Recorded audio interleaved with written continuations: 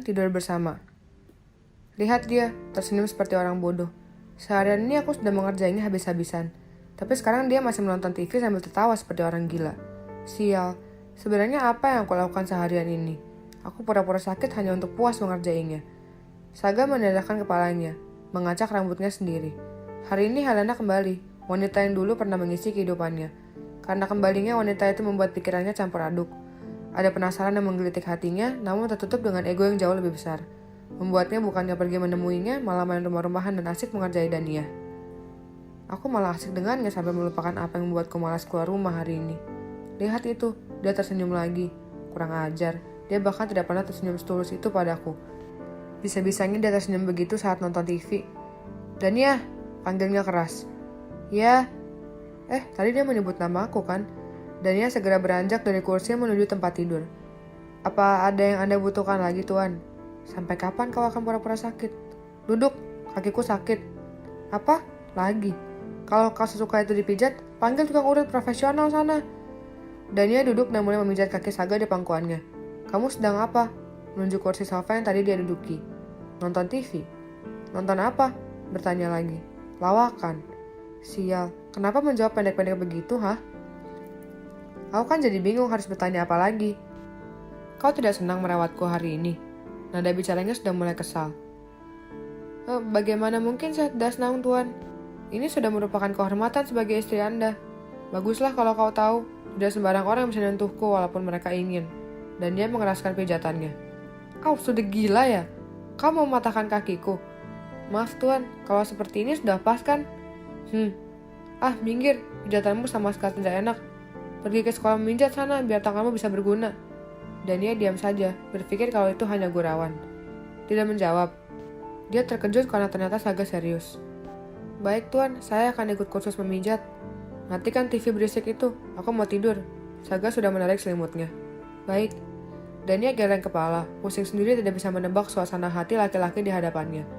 Dia berjalan ke sofanya, mematikan TV lalu mematikan semua lampu.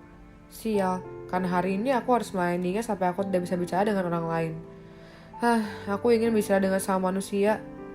Dania melirik tempat tidur. Cahaya remang-remang memperlihatkan kalau Saga sepertinya sudah berbaring di bawah selimut. Dia berjinjit berjalan ke arah pintu. Pintu setengah terbuka. Kau mau kemana? HP di tangannya terjatuh karena terkejut. Saya belum mengantuk, Tuan, jadi mau keluar sebentar. Tutup pintu dan kemari. Dania menurut mendekat ke tempat tidur. Naik, perintah selanjutnya dari Saga. Naik kemana, Tuan? Naik ke tempat tidur. Semakin kesal suaranya terdengar. Kenapa? Pikiran Dania sudah kemana-mana. Ini level penyiksaan paling mutakhir, pikirnya. Kenapa? Malah bertanya. Tidak dengar, aku bilang, aku menyuruhmu naik ke tempat tidur. Iya, Tuan. Dania sudah merasai sinyal merah dari nada ucapan Saga. Dia mulai gusar karena kata-katanya dibantah. Mulai hari ini, kau tidur di tempat tidur. Tapi Tuan bilang agar saya jangan mimpi untuk tidur bersama Anda. Dania sudah tidur di bawah selimut. Berada di pinggir, di sebelahnya ada bantal guling sebagai pengaman yang memisahkan. Saga tergalak. Aku menyuruhmu tidur di tempat tidur, bukannya mau menidurimu. Maafkan, saya sudah berharap lebih. Tertawa seperti orang yang kecewa. Dia harus benar-benar terdengar seperti orang yang berharap. Aku pasti sudah gila. Siapa yang mau tidur satu tempat tidur denganmu, iblis? Bermimpilah kalau mau aku tergoda olehmu. Untunglah. Grab, tidak tahu sekarang jam berapa. Mata Dania terbuka, antara sadar dan tidak. Apa ini? Tangan, kaki. Kenapa dia memelukku seperti bantal? Aku harus bagaimana ini? Sial, di mana guling yang memisahkan kami tadi sih? Tuan Saga. Dania berusaha mengangkat lengan yang mendekap tubuhnya. Kenapa berat sekali? Duh, tolong. Dan kaki ini, aku tidak bisa bergerak. Kalau aku dorong tubuhnya pasti bisa geser kan? Jangan mengganggu tidur Tuan muda, itu hal yang paling terlalang di rumah ini. Bagaimana ini? Aku ingin kata-kata Pak Mun membuatku merinding.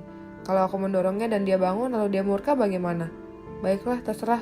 Anggap saja aku sedang dipeluk gorila. Kalau aku melepaskan diri malah aku yang akan diterkam. Baik, sekarang pejamkan saja mata. Besok aku harus pergi ke galeri dan bertemu Helena, wanita yang bisa membuatku lepas dari penjara ini. Nafas Dania sudah terhembus pelan. Artinya dia mulai memasuki mimpi dan terlelap. Sementara sebuah senyum penuh kemenangan muncul di bibir Saga yang mempererat pelukannya. Sementara malam semakin larut sepertinya.